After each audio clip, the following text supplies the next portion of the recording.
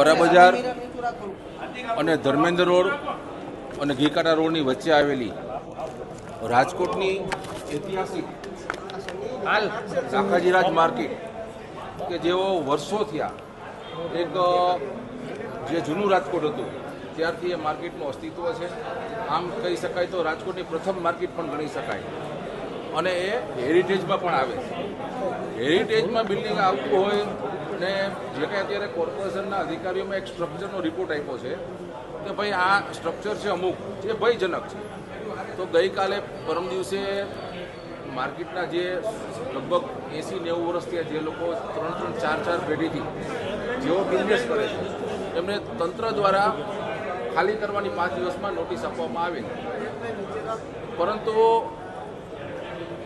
વેપારીઓનું પણ એવું કહેવું હતું કે ભાઈ રિપેરિંગ કરવું હોય કારણ કે હેરિટેજ બિલ્ડિંગ છે એને મેન્ટેનન્સ કરવાનું, કોઈ પાડીને સાવ એને ડિમોલિશન નથી કરવાનું. એમાં મેન્ટેનન્સ પણ કાંઈ પણ કરવું હોય તો અમે લોકો સહકાર આપવા તૈયાર છીએ. પરંતુ અમને પણ ઇન્સ્યોરન્સ મળવું જોઈએ કે એ અમે જે કાંઈ 70-80 વર્ષથી આ જે અમારી પેઢીઓ ચાલે છે, વેપાર કરીએ છીએ એમ અંદર, એ લોકો અમે રિપેરિંગ કામ થયા પછી અમને ત્યાં ને ત્યાં જ અમારે જે દુકાન છે કે જે કંઈ માર્કેટમાં થડો છે એ અમને જ લોકોને મળશે. આવી થોડીક ગેરસમજ હતી. એટલે હું લોકોના મનમાં સ્વાભાવિક છે ભય પણ હોય એટલે બધા જ અમે સ્ટેન્ડિંગ કમિટીના ચેરમેનભાઈ શ્રી જયમીનભાઈ ઠાકર અને કમિશનરશ્રીને મળી અને જે કાંઈ ચર્ચા હતી એમને ચર્ચા કરી છે અને કમિશનરશ્રીએ કીધું છે કે ભાઈ રિપેરિંગ કરશું પણ તમારા જે કાંઈ રાઇટ્સ છે રાઇટ્સ ઉપર કોર્પોરેશન ક્યારેય કોઈ પણ પ્રકારનું તમે હેરાન થાવ કે તમારા જે અધિકારો છે એ અધિકારોથી તમે વંચિત નહીં થાવ.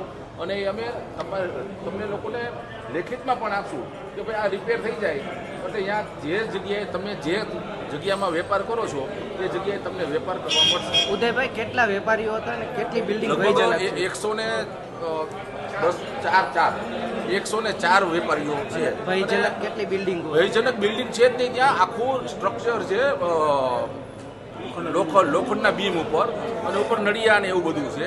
બીજું જે દુકાનો છે એ કોઈ માથે ફ્લોર નથી, કોઈ માથે ખાલી એક સિંગલ દુકાન છે ને માથે પતરા હોય કે આપણા પીઠિયાનું હોય અને એ પણ એટલા માટે પણ મોડું હેરિટેજ છે એટલે દુકાનદારો પોતે રિપેર ન કરી શકે.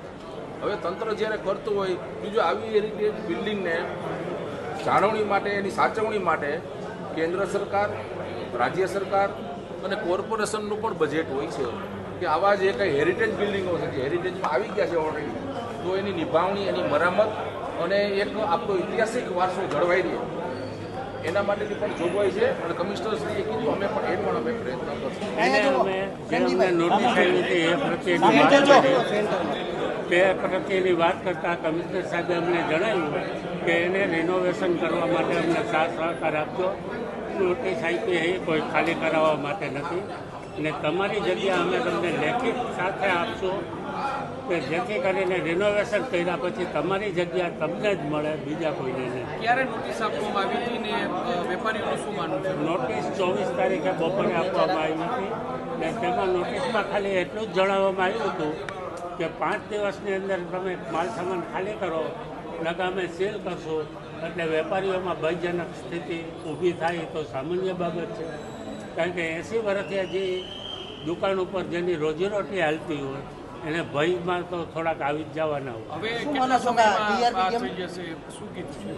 રિનોવેશનનો કોઈ ટાઈમ આપ્યો નથી. શું માનો છો? ટીઆરપી ગેમ ઝોનમાં બંધ પાડ્યું એટલે આ કંઈ પ્રેશર કરવામાં આવે એવું લાગે? એવું તો અમને કંઈ લાગતું જ નથી.